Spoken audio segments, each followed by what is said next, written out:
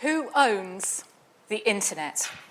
It's a very simple question until one tries to answer it, because it immediately demands that we ask further questions, not least among them, what exactly is the internet? Is it the infrastructure, the hardware, the wires and servers on which our communications run? Is it the tools and services running on that hardware, the websites, the apps, the messaging and social platforms? Is the internet the same as or different to cyberspace? And are the two always distinct? These questions matter because lawyers tell us that we need to establish what something is in order to determine who has property rights over it. Whenever we buy or sell something of value, a house, for example, we define precisely which house by its address in detailed plans showing the boundaries of the property and who is responsible for which aspects of its upkeep. Property law ensures that we can claim ownership over this house here as opposed to another house over there. Knowing where something is has also traditionally helped us to decide under whose jurisdiction it falls, whose authority. Experts in political science tell us that we are living in a world regulated by Westphalian order. The 1648 Peace of Westphalia ended the 30 Years' War and the 80 Years' War between Catholic and Protestant powers in mainland Europe. It is seen as a defining moment in Western politics, from which sprung the modern principle of state sovereignty, a national government's control and oversight of whatever happens on its territory. Sovereignty underpins international law, which prescribes how nation states should behave towards one another. So Article 2 of the United Nations Charter declares that all members shall refrain in their international relations from the threat or use of force against the territorial integrity or political independence of any state. Sovereignty is what empowers states to govern as they see fit, provided they do not interfere in the governance of other states. This balancing rule is at the very heart of modern foreign policy and diplomacy.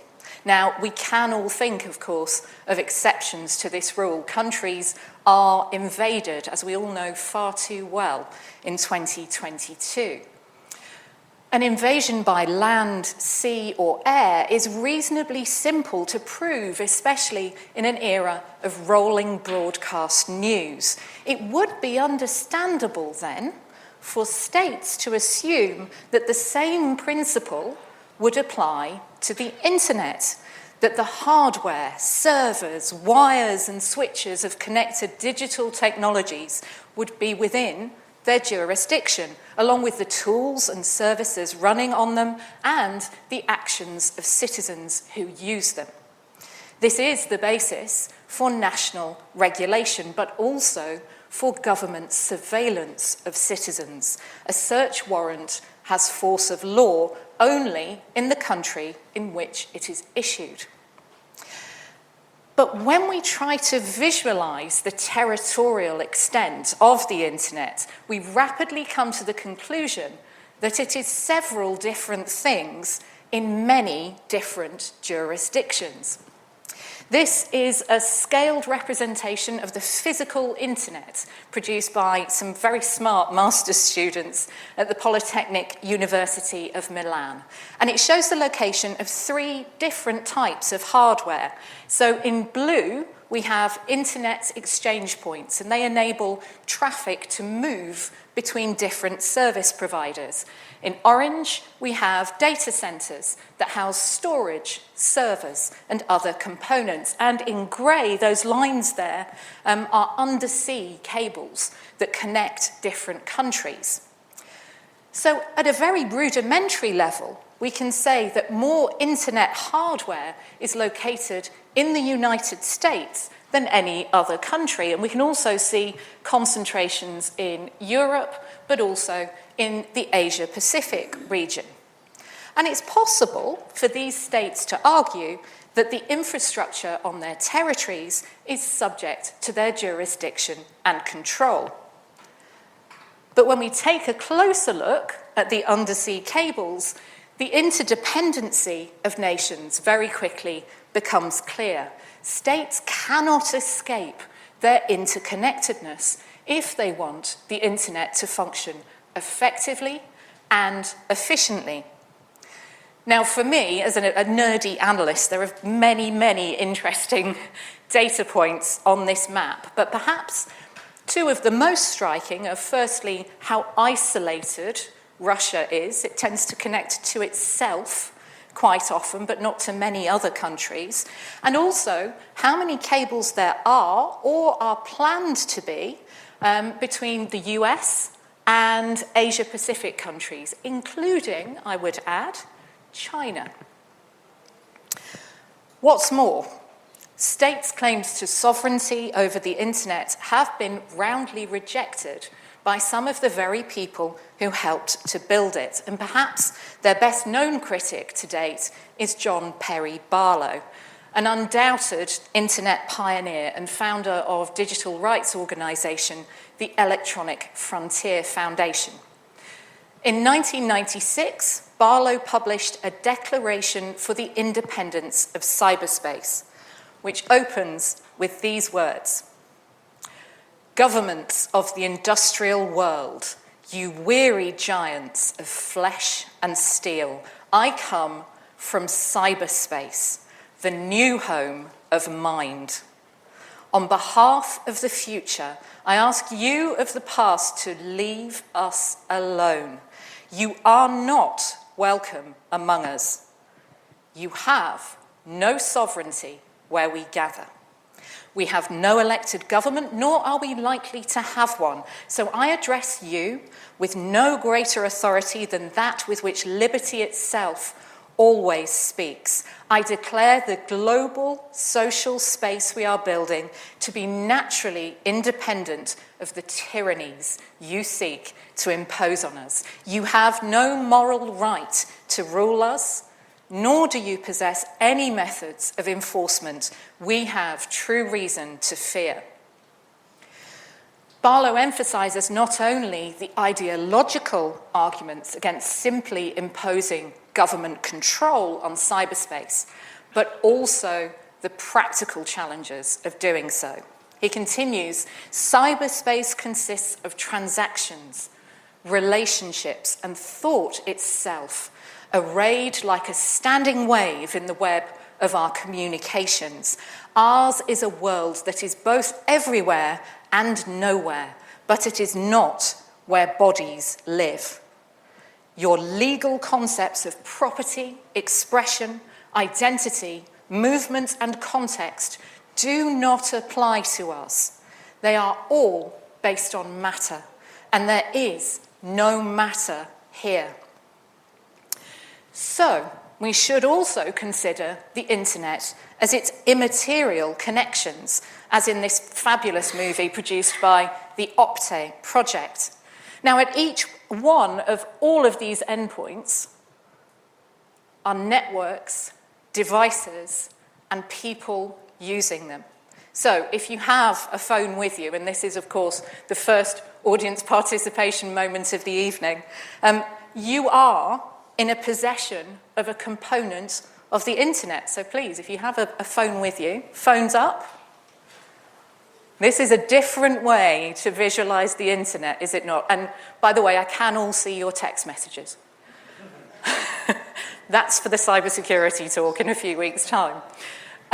You are all in possession of a component of the internet. You are a stakeholder, therefore, in how it is run and how it is regulated. And the same may be said of what is on the internet and in cyberspace. It's become fashionable to say that on social media, you are the product. And that is quite a helpful way of describing a business model in which platforms sell the option to deliver tailored advertisements to you as users. But it doesn't accurately capture the extent to which users are also producers. Through the content we share, we actively contribute to building that internet. And in that respect, Barlow's manifesto is compelling. We are citizens of cyberspace as much as we are citizens in it. So that vision of a borderless space in which sovereign states do not hold sway is also reflected in how the world's internet architecture is managed. In its architectural principles of the Internet Engineering Task Force declares that, fortunately, nobody owns the internet. There is no centralized control, and nobody can turn it off. Its evolution depends on rough consensus and on running code.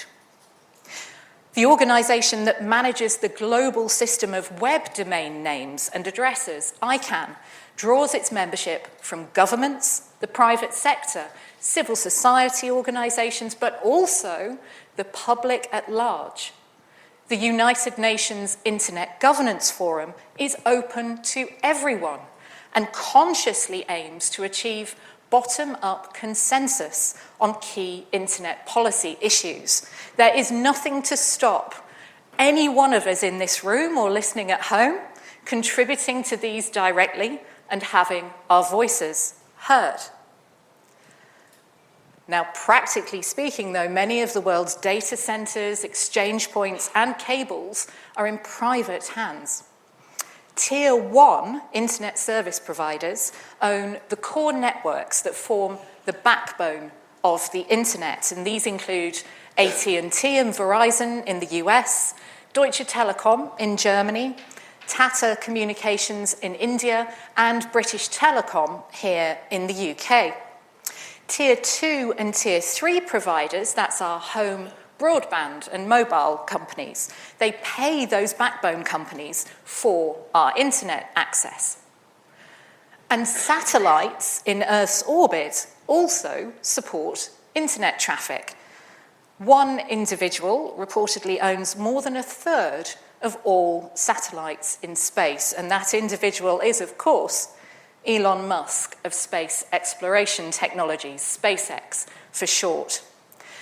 This preeminent position in the market has prompted no less than the Director General of the European Space Agency to claim that governments are effectively allowing Musk to make the rules in space.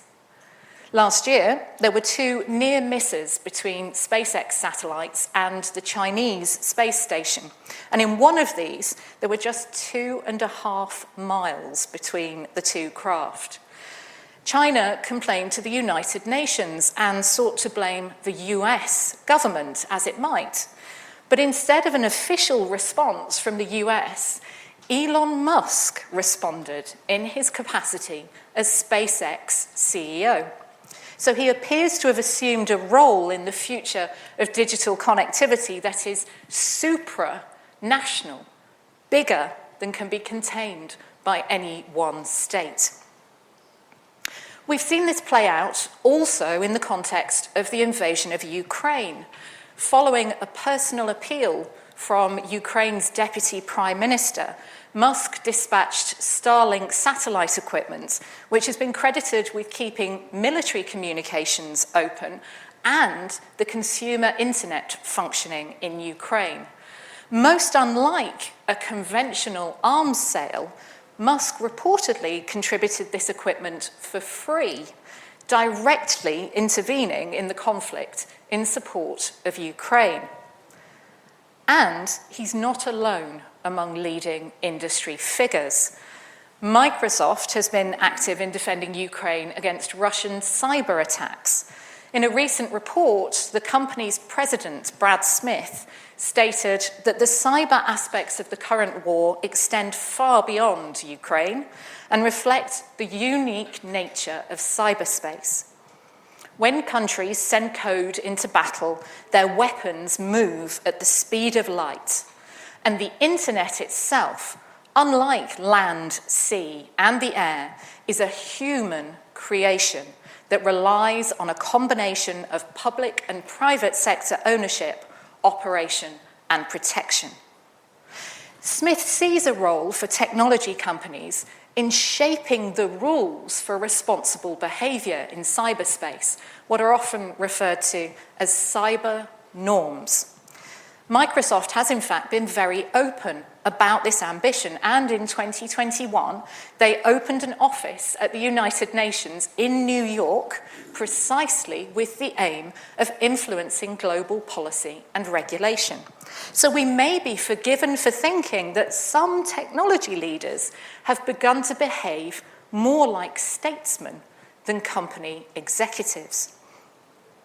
Now, there is some merit in Smith's plea that we treat cyberspace differently to land, sea, and airspace. But nevertheless, we can find precedents in the law of the seabed and the law of outer space that are food for thought.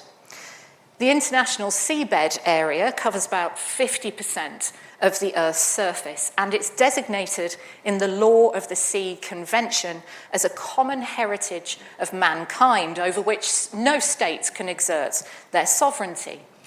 The Outer Space Treaty contains similar provisions. No sovereignty claims can be made over outer space or celestial bodies, and that includes the moon, which throws a rather different light, doesn't it, on the planting of flags in last century's space race.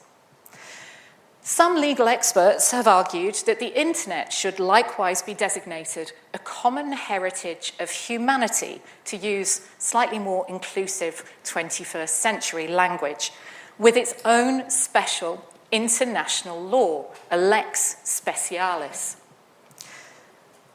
The internet's intrinsic resistance to sovereignty, however, has also led states to find other ways to exert control over information online and to maintain access to their citizens' personal data, often in the interests of public safety and national security.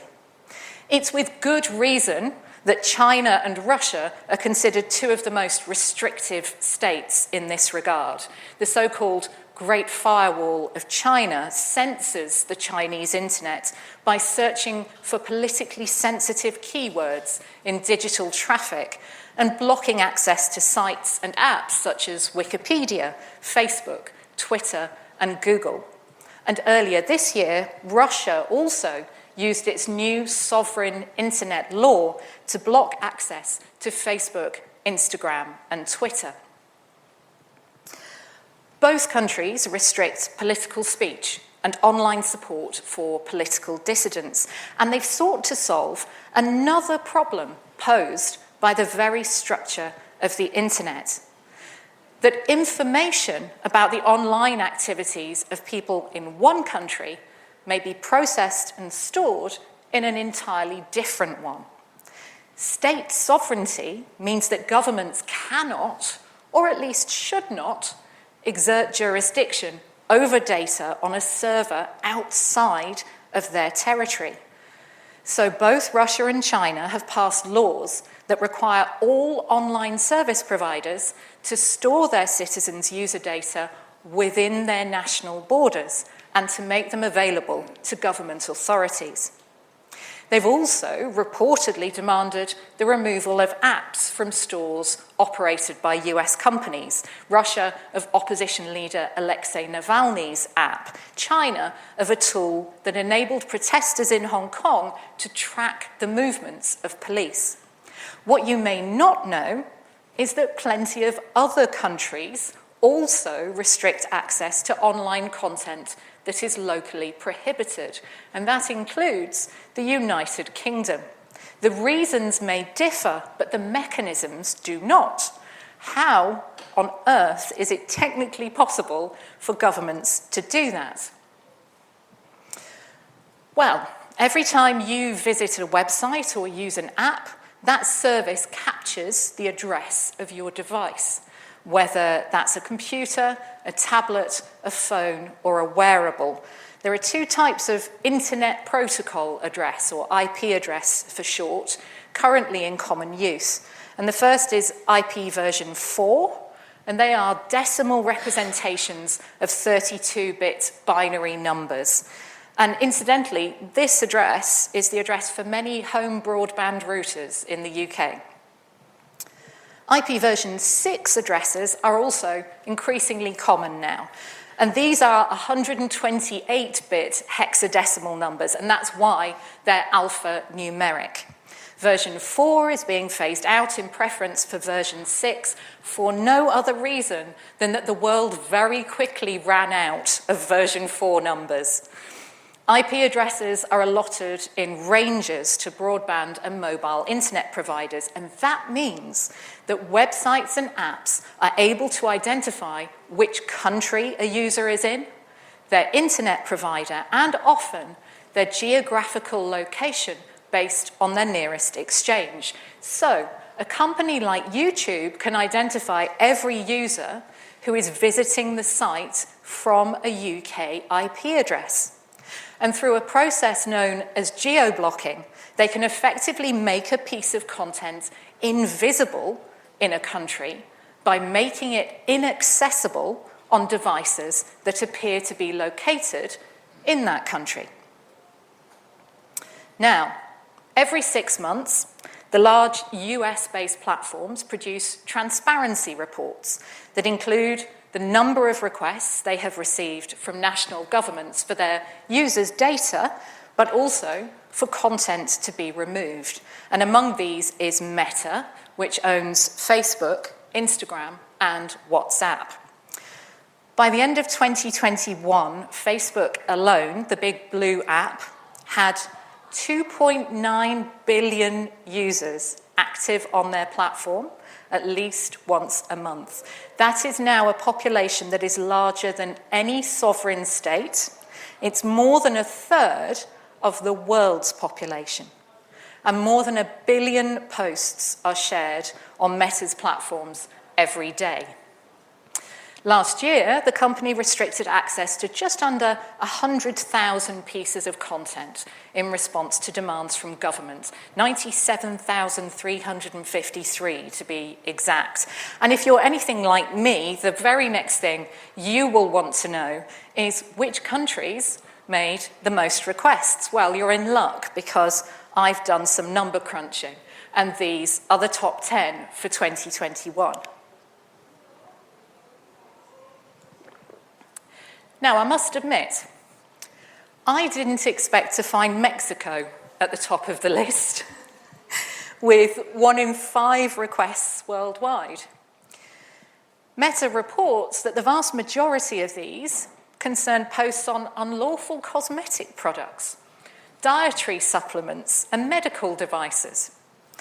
As for Germany, in second place, well, in 2017, it passed the Network Enforcement Act, which requires large social media platforms to remove all illegal content or face fines of up to 50 million euros. Requests from Germany related to posts containing Nazi symbols, but also insults and defamation, which are criminal offences in the country. Pakistan and Indonesia requested removal of posts deemed to be blasphemous or anti-religious. And then there's Russia. Russia's requests related to counterfeit goods, fraud, gang violence, but also separatism, extremism, election law, and content contrary to the patriotic education of young people. Later case studies describe how Meta also rejected requests from the Russian government to remove content related to the invasion of Ukraine. And what of the UK? are we surprised that there are almost as many requests from the UK as there are from Russia?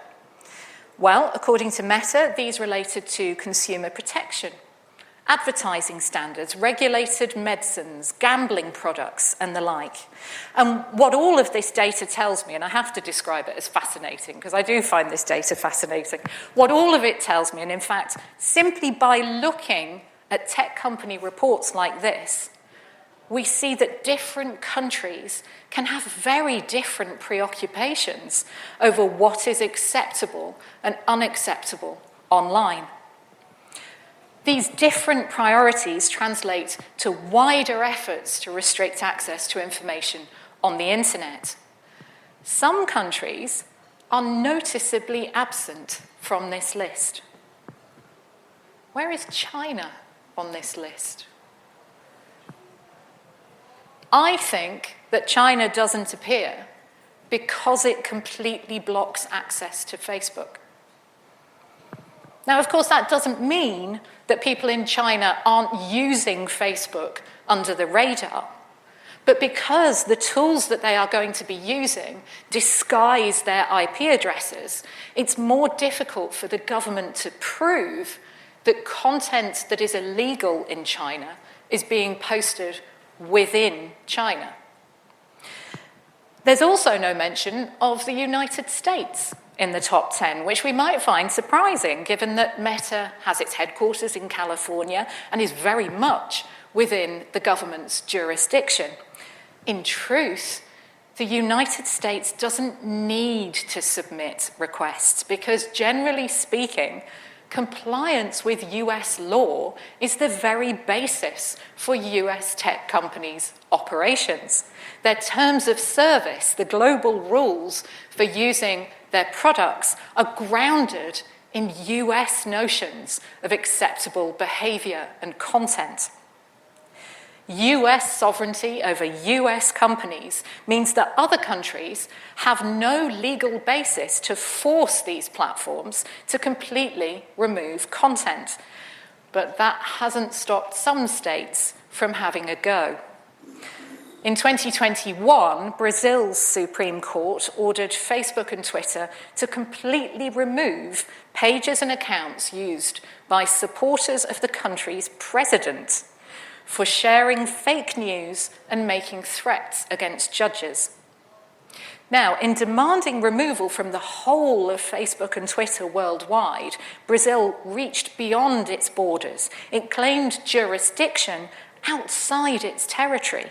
It sought to restrict the information available to citizens of other sovereign states, and in fact, all of us. So what platforms allow and don't allow isn't just a domestic issue of sovereignty, it's a foreign policy matter. It risks the perception that US tech companies represent US national interests against those of other countries.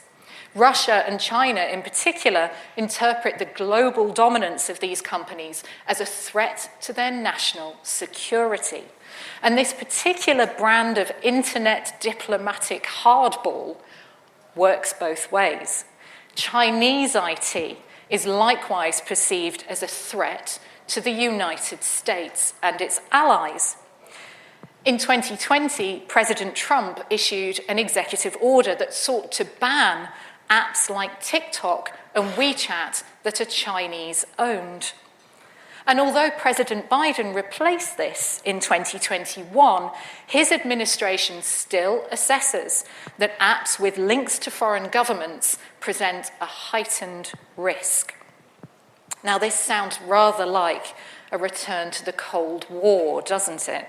With IT and the internet as weapons in the arms race instead of nuclear warheads and space rockets.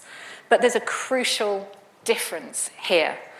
Very few people have access to nuclear weapons and space technology. 5 billion of us have direct access to the internet. We are all on the front line for these key foreign policy and security issues. And you'll be unsurprised to hear that this is something to which I will return in this lecture series.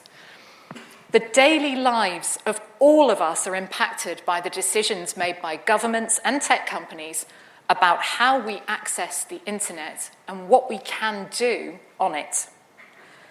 So this prompts another key question, and it is, who should protect you on the internet? According to political philosophers like Thomas Hobbes, John Locke, Jean-Jacques Rousseau, there is a social contract between governments and citizens, the terms of which place a duty on governments to protect citizens and grant citizens the right to that protection in exchange for some of their freedoms. But since so much of the internet is in private hands, clearly the private sector has some responsibility for our safety and security. Holding those tech companies accountable for users' safety is one objective of the UK's proposed online safety bill, the current draft of which prescribes fines of up to 10% of global revenue and the power to block social media and messaging services that fail in their duty of care with respect to illegal content, but also to content that the government identifies as legal but harmful. As in the case of Brazil's order to remove social media accounts, the proposed law claims legal force outside UK territory. It seeks to impose a UK vision of internet safety on online communities wherever they may be, on the basis that they have large numbers of UK users or that they are capable of being used in the UK.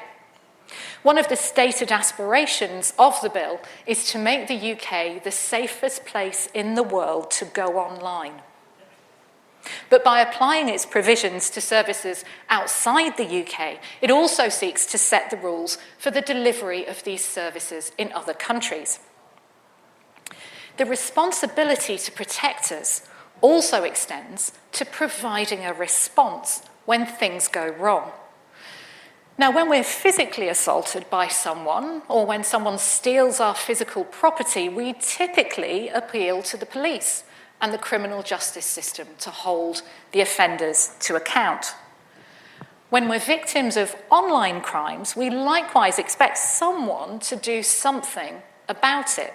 But the burden of that responsibility is shared to varying degrees between the police and the platforms.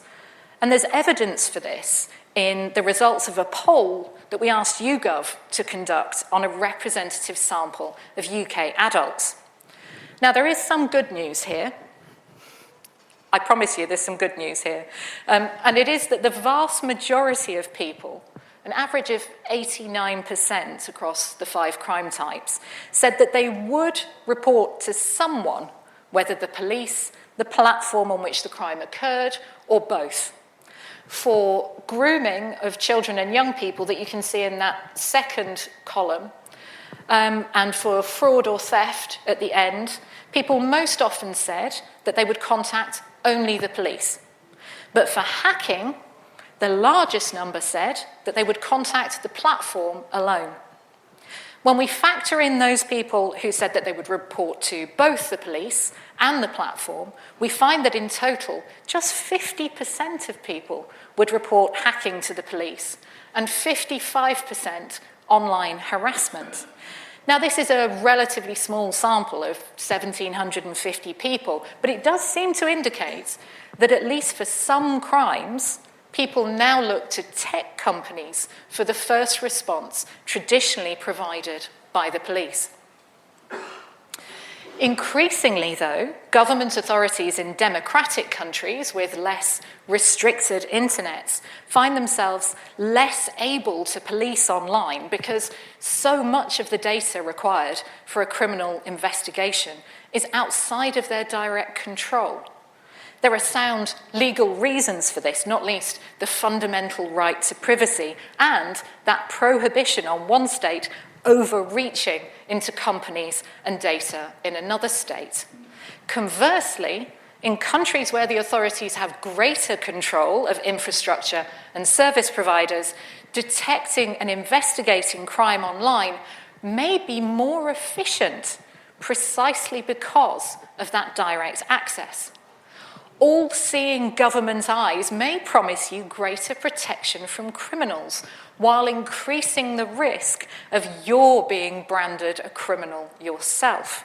So what emerges is a trade-off in which one aspect of personal safety is sacrificed for another.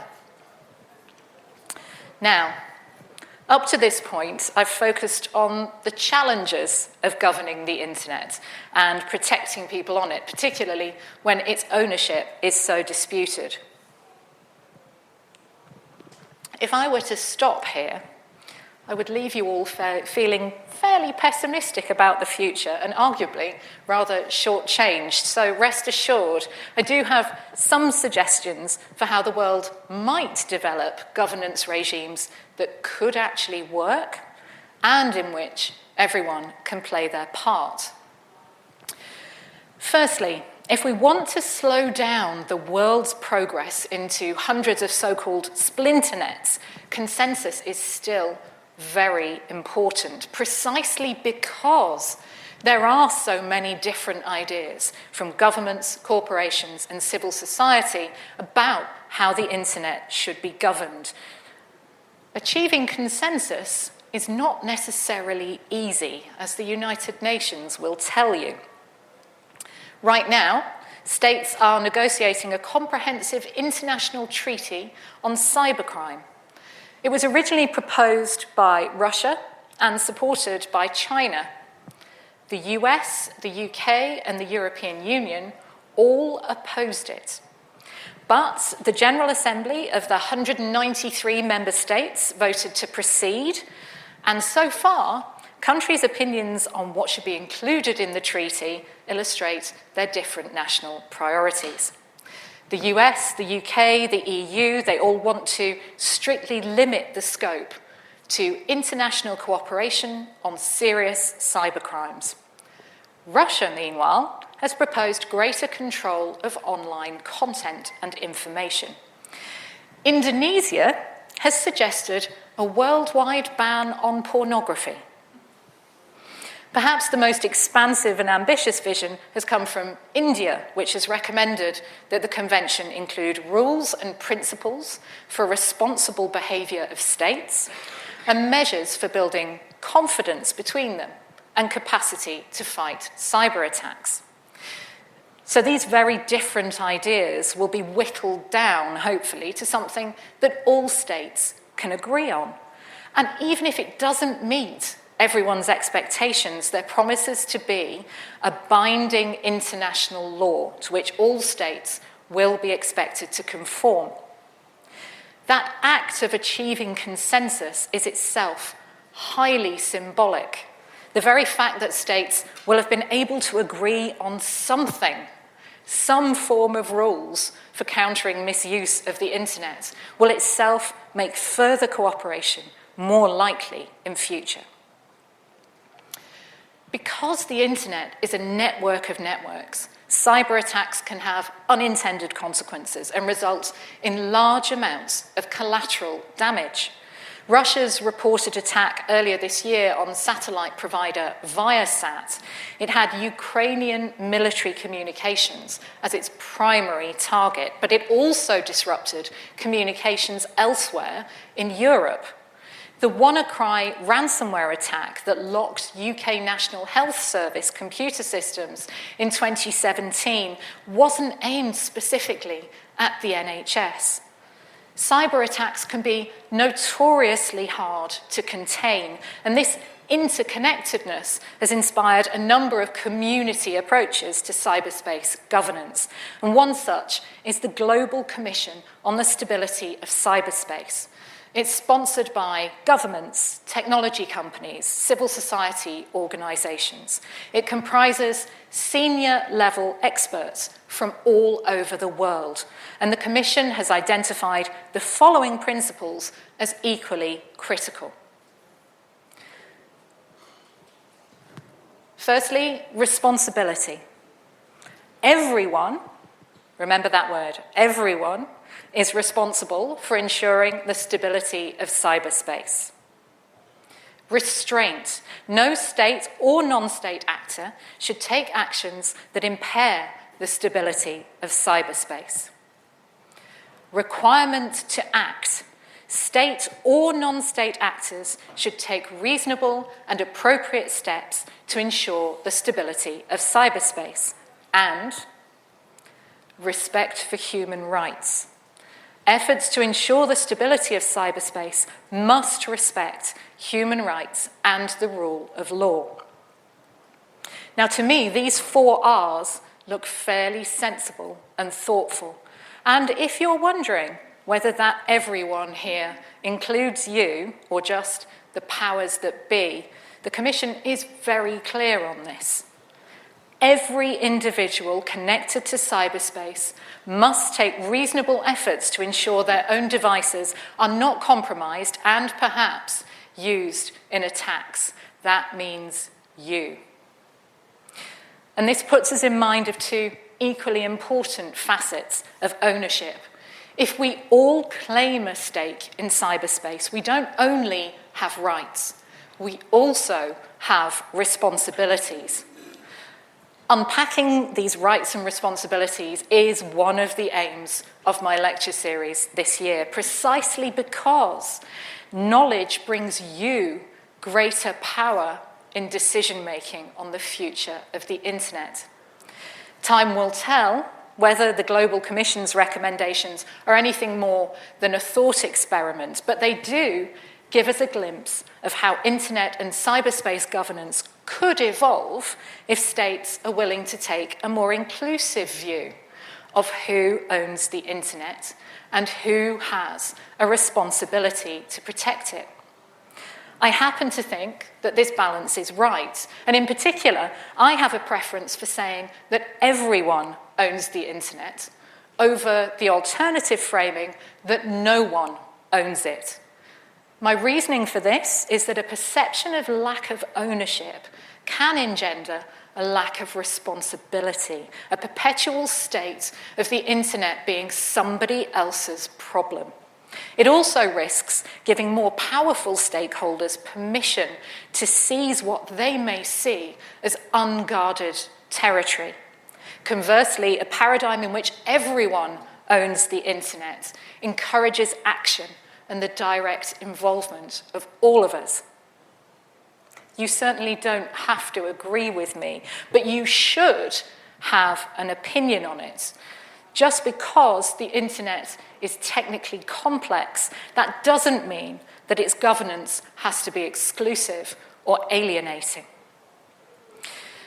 The future outlook, honestly, is uncertain, although I think it's fair to assume that nations and companies will pursue their own interests and the perceived interests of their citizens and customers. Sometimes these are the same, but not always. And I'm very conscious that I haven't given you definitive answers to the questions we've asked in this lecture. That's very deliberate. It's not for me to tell you what to think about how the internet and cyberspace should be governed. My ultimate wish, actually, is that at least some of you here this evening and listening at home will want to take an active part in shaping that future. And in fact, those of us who are exercised with these issues on a daily basis sorely need to hear your views. So we are inviting all of you to do just that. We have a poll open, it's live right now, so that you can have your say on the 2 key questions of this lecture. Who owns the internet and who should protect people on the internet? You can register your responses by going to slido.com and entering the number on screen. You can follow the permalink, or you can scan the QR code on this and the next slide. And yes, please do take photos, because we plan to include the results in a published article on the role of citizens in cyberspace governance. If you're not able to vote right now, don't worry, we will keep the poll open for a while, but please do vote, because the internet is far too important to all of us to be a puzzle solely for programmers, police, and politicians. Thank you very much. So this is from Andrei Skorobogotov, who says, if internet users, us, have rights and responsibilities as you'd like them to have, should there also be accountability? Oh, goodness. I think the Global Commission would like there to be accountability. So one of the things I'm going to be talking about in the lecture on defeating digital viruses is how we might be able to apply a public health model to cybersecurity. So if I think back to my childhood and even to pre and post Second World War days, we had the mantra of coughs and sneezes spreading diseases. I'm particularly heartened, as much as we may be somewhat disheartened by people that we saw not wearing masks or not keeping a social distance, etc., during the pandemic. We saw plenty of people who did and chose to protect other people in their community and their family members. I think it's entirely possible for us to engender that sense of community spirit and apply a public health model to cybersecurity, whereby, for instance, not falling for a phishing link that that makes you part of a botnet that is used in a cyber attack on a country or somebody else. That you could actually take responsibility for that. You could take pride in applying that kind of citizen responsibility to cybersecurity. And that's more of a carrot than it is the stick, and I'm conscious that the question is more about your liability if you don't take responsibility.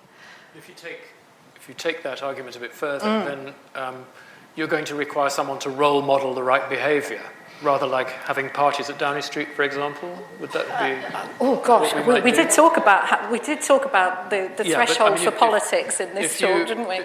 The question is serious, though. If you're trying to encourage a public health model through that, who, in the context of an open ownership of the internet, is the role model for correct behaviour?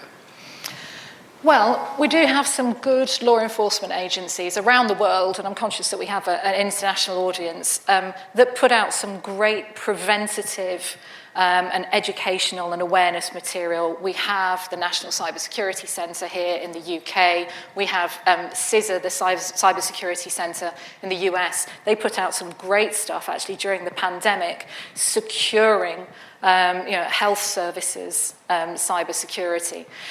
So I think we have lots of role models out there. I think we struggle sometimes to get that message to people. And I think if you come to my later, I keep plugging my later lectures, I'm sorry. If you come to my later lectures, you will see that I think we haven't necessarily done a great job of communicating how exactly people can protect themselves. I think we've mystified cybersecurity. I think sometimes, and I say this as someone who used to be in the industry and is still in the industry, sometimes we do it deliberately, and that's often not a great thing. And so we need to start giving people trust that they can protect themselves, rather than just buying a product, actually explaining to them how clicking on that link has an impact, how not clicking on that link could actually protect them and their family and their small business and their community. It's really giving information that people can actually use rather than just information that scares them, I think is a really, really important thing that we need to start doing. So that leads on very nicely to a question from somebody called Eli. What can the average user do to prevent their freedoms being removed by external bodies? And I note the fourth category of that governance body suggesting that the importance of maintaining human rights, which is not exactly what's going on in significant proportions of the world. No, that's right. So there are some great global monitors of the erosion of human rights on the internet. So certainly worth looking, I'm going to forget some organisations and I apologise to them, but certainly worth looking at the Electronic Frontier Foundation, the organisation that John Perry Barlow helped to co-found. Amnesty does great reports on internet freedoms, Privacy International, etc., the World Wide Web Foundation. There are lots of great civil society organisations working on this. So that's a great way to become informed without, dare I say, having to go through the terms of service of all of the tech companies and all of those services that you've signed up for. I think there is a general recognition that they're not particularly user-friendly. And some of those organisations go through those with a fine-tooth comb so that you don't have to. If we want to gang up together to own the internet and make it function in a way which works, are there moves by governments to gang up together to fight against that? Gosh. I would say that in my research over the last few years, I would say that citizens have not been particularly present, and that's why I'm trying to drum up a bit more enthusiasm for citizens to get involved in civil society organisations, for instance. What I've tended to see are governments telling us what kind of internet we need, and tech companies telling us what kind of internet we need. And both of those claiming to speak on our behalves. So when I come to talk about my fourth lecture on encryption, actually it's going to be more widely on privacy. What we see, and I've actually done some textual analysis of this, treated letters, open letters from governments to tech companies, from tech companies to governments, treat them as textual artifacts, as pieces of literature and rhetoric. And what we see is that both the governments, those Five Eyes nations, UK, US, New Zealand, Australia, Canada, and the big tech companies claim to speak on our behalves. They say, this is what our users want. The government says, we have to protect our citizens. They voted for us. This is what they want. I honestly don't think we've been asked. We're not asked very often, very easily. I mean, we all struggle with the terms and conditions pages, and mostly, and certainly I can speak for myself, never read them properly and tick the little box because I want to get on and do the job. So if the language used by these organisations and governments is either complex or long or dense, we're not going to be able to participate, are we? Yeah, so one of the fun things I did in lockdown was I looked at tabloid media representations of some of these tech policy issues and online safety. And you may not know, but certainly in the UK we have a tabloid newspaper called The Sun, and in their online version they like to run polls. And they will ask questions like, is Facebook doing enough to keep people safe? Yes, no, I don't know. And they ran one, which was, should Facebook be allowed to see all of our chats, or should they be private? And I think the intention was to back up the government and say that encryption wasn't a good thing on our communications, but actually it backfired. So I think 52% answered, hell no, nobody should be able to see my communications, they're private. And then the rest of the people mostly said, I'm not sure, you need to tell me more about this because I can't make an informed decision. So I think, looking at some of those vox pop tabloid polls is a really, really interesting thing to do. And all credit to The Sun, they asked the question. I'd like to see more newspapers and media outlets doing that. To what extent do you think the DNS lookup tables or control of the DNS lookup tables actually equates with control of the internet? Oh, gosh.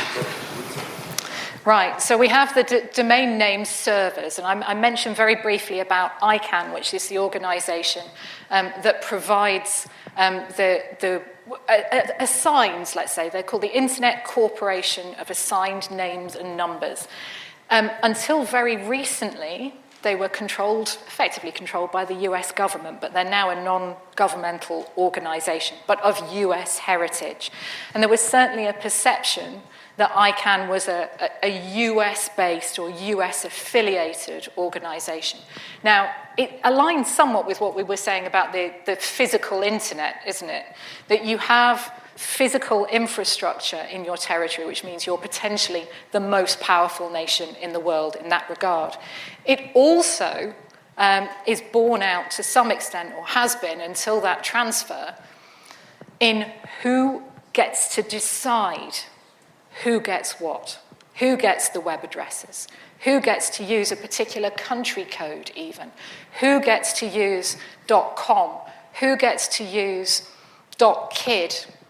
And I think I would say that the domain name server, lookup is a similar consideration. That if you control the reins, you still have the power about who gets what on the internet. And there is a conscious move to take this away from, there certainly has been a conscious move to take this away from the US. But it's an ongoing process. It's an evolution, I would say. Hi, thank you. Where Facebook is based, it's in the United States, and we have within our First Amendment the explicit banning of prior restraint. And Facebook has heavily leaned on, the US government has heavily leaned on Facebook multiple times to effectively carry out prior restraint. And with it being a monopoly, it has done so quite effectively. Now, the idea of prior restraint is actually an English one from Milton and Areopagitica. So in both countries, it is perceived to be highly irregular and surely illegal for the government to do so. And I was wondering what your thoughts are on that. So I'm not a legal expert, and I'm certainly not a legal expert on the US Constitution. So could you explain for me and for others what prior restraint is? Sorry, prior restraint is the idea that you can't ban something before it has reached the public, with the notable exception of, terrorism or child images, that sort of thing. Right, yeah, understood. Okay, so really, my understanding of all of that and also how it's been globalized, what you say is prior restraint manifests itself in what's called notice and takedown in the rest of the world. So the idea being that companies, platforms aren't liable until they receive a notice that there is illegal content on their platforms. Once they're on notice, generally speaking, they have to take it down, and there's hell to pay if they don't. But yes, you're absolutely right. There hasn't until now, apart from for things like terrorist content, for child abuse material, there hasn't been an expectation that there would be proactive monitoring of a system just in case some of that material or other harmful material is there. I would say that over the last 5 years, globally, but certainly in the UK, the EU, and other parts of the world, I've seen more of a move towards that expectation that there will be proactive monitoring and that it won't just be a system of companies waiting until a government tells them, as with the stats that we had in the table, that's that notice and takedown procedure that we've been talking about. But there's certainly more pressure to prevent material that is deemed to be harmful, legal, or otherwise unacceptable, making it onto platforms. And that requires, I think, what you would define as prior restraint. Which is explicitly illegal under the US Constitution. But equally, I've noticed that there are moves afoot in Texas, aren't there, at the moment, to prevent Facebook from removing any political content. So there's a tension pulling the other way as well, isn't there? You touched on the subject of China banning Facebook and Russia not allowing certain content to be accessed by its citizens in relation to the Ukrainian war, etc., I think. But how do you stand on the fact that people can access Facebook in China? They can access the material that Russia is trying to prevent its citizens from seeing. If they do, they're breaking the law. Presumably, they're criminals. How do you stand on the moral... I know you're not a legal expert, you've explained that, but how do you stand on the moral principle of citizens breaking the law to do just that? Well, any answer that I will give you is entirely based on my own personal opinion. I am not a qualified ethicist or moral philosopher. Although, maybe having done classics, a classics degree can allow you into all sorts of places these days, it would seem. So this is based entirely on my own personal feeling. I am still one of those people, and maybe I'm a dwindling number, that thinks that the internet is an incredible tool for people all over the world to have access to information that they didn't have access to before. That, quite frankly, we had to buy the Encyclopedia Britannica, didn't we, to get that kind of information pre the internet. What can happen, of course, if you have access to information about what's going on in the rest of the world, and North Korea is a great example of this. There's an intranet in North Korea. You can only really access information in North Korea about North Korea. And it's state-sanctioned. Only a very, very small number of people in North Korea can access the global internet. It's heavily, heavily controlled. It's effectively blocked. That means people in North Korea don't have access to information on what's going on in the rest of the world except what is officially sanctioned by their government and their state media outlets. So for me, there's a moral imperative for people to at least have access to information. And that control of information that China, Russia, Iran, North Korea, some other countries so aggressively engage in is actually limiting people's knowledge. Because knowledge is considered to be dangerous, of course, that if you can see, what the rest of the world thinks about the invasion of Ukraine, if it doesn't tally with what Russian state media is telling you about the invasion of Ukraine, this is problematic for the government. So my interest is always, people first rather than governments first. That said, I do understand, as an ex-security professional myself, I do understand where some of those more restrictive governments conceive of this as being a national security issue. People are breaking the law. People are going to prison for accessing the internet by unsanctioned means, by disguising their IP addresses, as we've just said, and by expressing themselves on the internet in a way that the governments don't like. You've all been very kind. I'm sure there's going to be plenty more opportunity to ask Victoria questions during the rest of her series of lectures. I suspect this is just the beginning of a torrent of interesting things to do. I'd like you all to thank Victoria Baines again for her opening lecture of what's going to be a wonderful series. Victoria.